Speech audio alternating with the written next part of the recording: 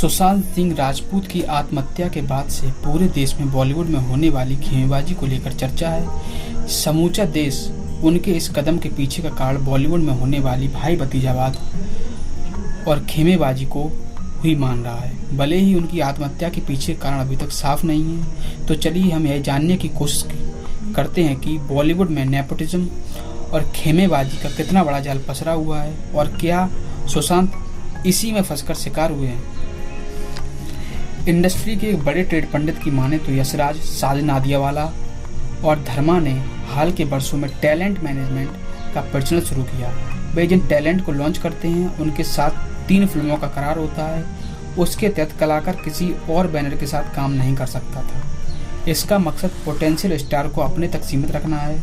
इस फेहरिस्त में रणवीर सिंह, अर्जुन कपूर, भूमि पेडनेकर और अनुष्का शर्मा जैसे बड़े कलाकार आते हैं, जिन्होंने शुरुआत ही यशराज फिल्म के साथ की। इस तरह यशराज ने सुशांत के साथ भी 3 फिल्मों का कॉन्ट्रैक्ट साइन किया था। बेओमिक्स बक्सी, शुद्ध देसी रोमांस और शेखर कपूर की पानी थी। इस पूरे मामले में गड़बड़ शेखर कपूर की फिल्म पानी के टलने के बाद से शुरू हुई। इस फिल्म का बजट बढ़ता गया तो फाइनली यशराज की तरफ से हाथ पीछे खींच लिए गए। यहाँ से ही सुशांत और यशराज के संबंध तल्ख होते गए। पानी के लिए सुशांत ने कई फिल्में कुर्बान की थी, मगर जब वह फिल्म नहीं बनी तो सुशांत ने दूसरे बैनर की फिल्में शुरू कर दी।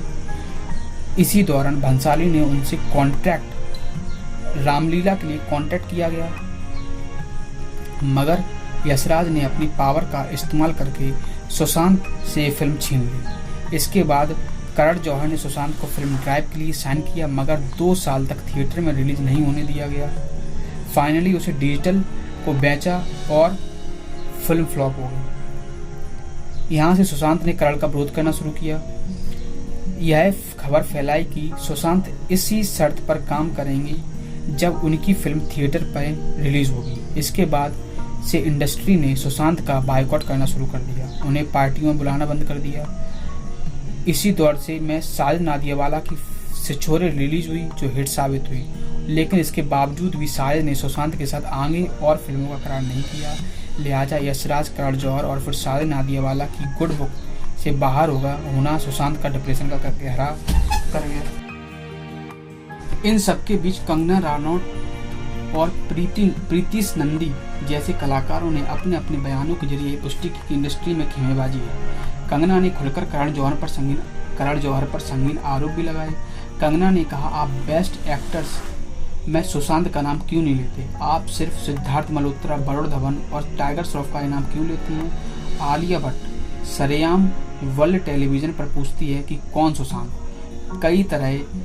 करण कई तरह की चालबाजियां करती हैं। फिल्म अगर उनके हिसाब से ना बने या एक्टर उनके हिसाब से काम ना करे तो वे सामने वाले का पूरा करियर बर्बाद करने में जुट जाती हैं। सुशांत की ड्राइव के साथ उन्होंने यही किया और उसे डिजिटल पर रिलीज कर दिया। वे हमेशा आउटसाइडर्स को ऊंचा उठने से रोकने के लिए साजिशें करते हैं। इसी तरह प्रीतिश नंदी बोले, बॉलीवुड में क्रूरता के लिए गेम नहीं बल्कि गैंग ही जिम्मेदार है। सिर्फ एक गैंग है जो सब कुछ कंट्रोल करना चाहता है और नए कलाकारों से लेकर अवार्ड शोज तक सब कुछ इनके हाथों में है। जो आउटसाइडर इनकी मनमानी में खलल कर डालता है उसे प्रत्यारित किया जाता है। इसके लिए कई बार ये मीडिया का भी सहारा लेते हैं। चाहे एक्टर हो या डायरेक्टर या प्रोड्यूसर, सबको उनकी तर्ज पर चलना है। अगर नहीं चलते हैं तो फिर उन्हें उनकी कीमत चुकानी पड़ती है। यह मैंने बार बार देखा है और मुझे लगता है कि इस मसले में मुझे किसी का नाम लेने की ज़रूरत नहीं है।